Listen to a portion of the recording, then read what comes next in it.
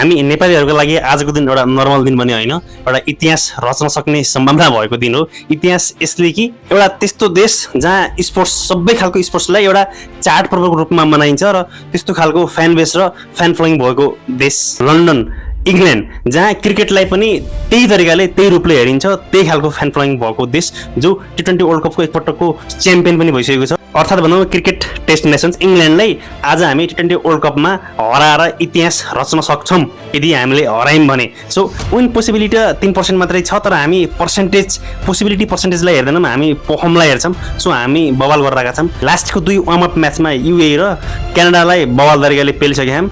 यही तरिकाले पेल्यौँ भने इङ्ल्यान्डलाई पनि हामी हराउन सक्दैनौँ भन्ने छैन। र वर्ल्ड कपको यो भने हाम्रो पहिलो म्याच हो, हिजोबाट सुरु भएको। आज हामी पहिलो म्याच हामी इङ्ल्यान्डसँगै खेल्दैछौँ। अनि यो पटकको वर्ल्ड कपमा लास्ट टाइम 2024 को जस्तो वर्ल्ड कपमा यस्तो सिनारियो देख्न नपाइयोस्, हर्ट ब्रेकिङ देख्न नपाइयोस्, हर्ट ब्रेक हुन नपरोस् भनेर हामी प्रार्थना पनि गरौँ, जुन कुराले हामी अहिलेसम्म पनि मुभ हुन सकिरहेका छैनौँ। सो विजय भव।